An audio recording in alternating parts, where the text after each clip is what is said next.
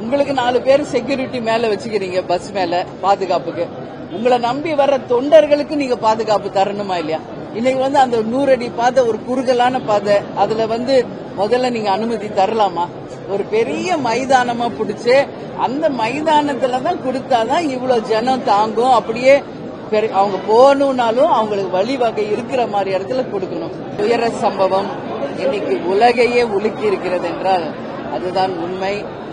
எத்தனையோ அரசியல் பொதுக்கூட்டங்கள் இது மாதிரி நடக்குது தமிழ்நாடு முழுக்க.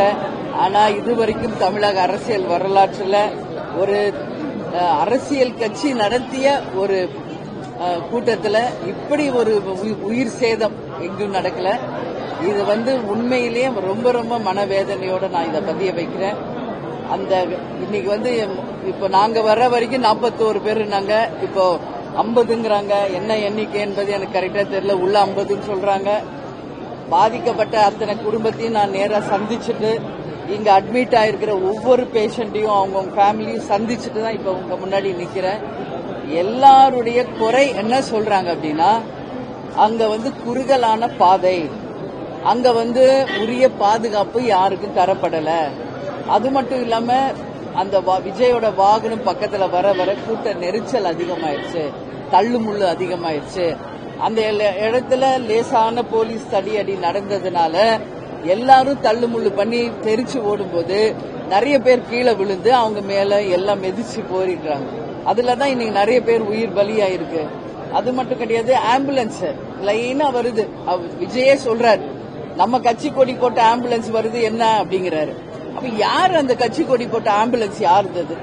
இதெல்லாம் அரசு பதில் சொல்லணுங்க மக்களுக்கு. இன்னைக்கு இத்தனை உயிர் போயிருக்கு, இதை யார் பொறுப்பேத்துக்கிறது?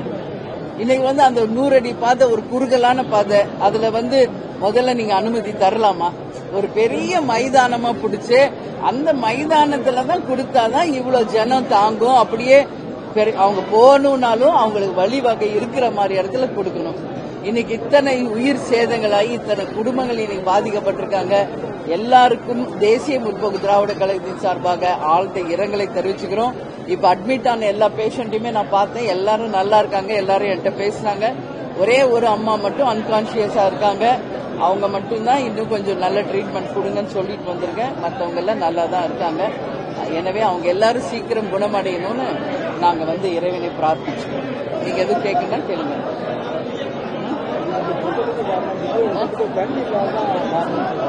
இல்ல இப்ப நான் கேட்டேன், பேஷண்ட் கிட்டயே நான் கேட்டேன், தண்ணி இல்லையா உணவு இல்லையான்னு. அவங்க அந்த காரணமே சொல்லல. ஏன்னா எல்லாருமே அவங்கவுங்க தண்ணி எடுத்துட்டு வந்திருக்காங்க, ஸ்நாக்ஸ் வச்சிருந்திருக்காங்க. அவர் 2 மணிக்கு வருவாருன்னு நாங்க 9 மணிக்கு வந்துட்டோம். ஆனா அவர் வரும்போது 7 மணி ஆயிடுச்சு. கால தாமதம் ஒன்று, அதுதான் நாங்க மெயின் ரீசன். குறுகலான பாதை இது 2வது ரீசன். கரூர் முழுக்க கரண்ட் ஆஃப் பண்ணது 3வது ரீசன். போலீஸ் லைட்டா தடியடி பண்ணவும் எல்லாம் தெரிச்சு ஓடும்போது அந்த கூட்ட நெரிசல்ல கீழே விழுந்து எல்லாரும் மிதிச்சிருக்காங்க. இதுதான் நாள். அதே மாதிரி இன்னொன்னு பார்த்தோம்னா அந்த ஆம்புலன்ஸ் தாவக்க கொடி போட்டு ஆம்புலன்ஸ் 1 by 1 வரும்போது அதுக்கு வழிவிடணும்னு சொல்லி மக்களை தள்ளுமுள்ளு நடந்ததுனாலதான் இவ்வளவு நம்ம உயிர் பலியை நம்ம பார்த்துக்கிறோம். இது ரொம்ப ரொம்ப ஒரு வருத்தமான ஒரு விஷயம். இது நிச்சயமாக தாவேக்காவும் இதை உணர்ந்து, உங்களுக்கு 4 பேர் செக்யூரிட்டி மேல வச்சுக்கிறீங்க, பஸ் மேல பாதுகாப்புக்கு. உங்களை நம்பி வர்ற தொண்டர்களுக்கு நீங்க பாதுகாப்பு தரணுமா இல்லையா? இப்ப தேமுதிக நீங்க எடுத்துங்க, 2005 நம்ம கட்சி ஆரம்பிச்சு இத்தனை ஆண்டு காலம் எத்தனையோ கேப்டன் மாநாடுகள், பொதுக்கூட்டங்கள், திருமணங்கள், எவ்வளவு நிகழ்ச்சி. ஆனா வருகின்ற அனைவருக்கும் தொண்டர் படை, ஏன்னா காவல்துறை நிச்சயமாக ஆளுங்கட்சிக்கு மட்டும்தான் அவங்க நிப்பாங்க. எதிர்கட்சிகளுக்கு காவல்துறை சப்போர்ட் பண்ணாது. இதான் உண்மைங்க. விஜயன் சொல்றாரு, காவல்துறை என்ன பண்றீங்க காப்பாத்துங்கன்னு. பண்ண மாட்டாங்க. இதான் உண்மை. அதனாலதான் தொண்டர் படை அமைச்சு எங்க தொண்டர்களை நாங்க காப்பாத்திக்கிட்டு இருக்கோம் இத்தனை வருஷமா. அது மாதிரி விஜய் அவர்களும் இனிமேல் உங்களுக்கு எப்படி பாதுகாப்பு வைக்கிறீங்களோ உங்களை நம்பி வர தொண்டர்களுக்கும் தாவேக்கா பாதுகாப்பு ஏற்பாடு பண்ணோம்.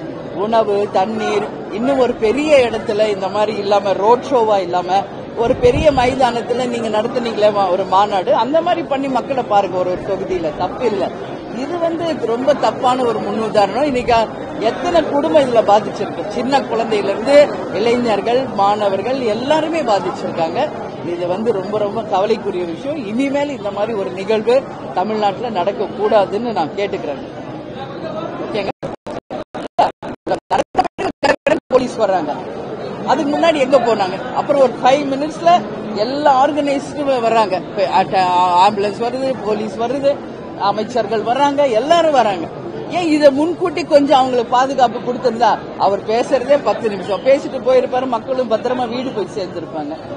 முன்கூட்டி எந்த ஏற்பாடுகள் சரியா நடக்காததும் ஒரு காரணம் என்பதையும் இந்த நேரத்தில் நான் பதிய வைக்கிறேன். எனவே ஒரு ஆணையத்தை அமைச்சிருக்காங்க, அந்த ஆணையம் நிச்சயமாக ஒரு நல்ல தீர்வா தரணும்னு சொல்லி நான் கேட்டுக்கிறேன். யார் உண்மையிலே இந்த நிகழ்வுக்கு யார் காரணமோ அதை ஆணையம் வெளியே கொண்டு வர வேண்டும் என்று நாங்கள் கேட்டுக்கிறோம்.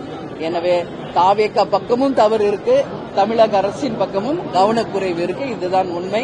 இந்த நிலை இனி தொடரக்கூடாதுங்க. இதுவே இறுதியாக இருக்கணும்னு நாங்கள் கேட்டுக்கிறோம். நன்றி.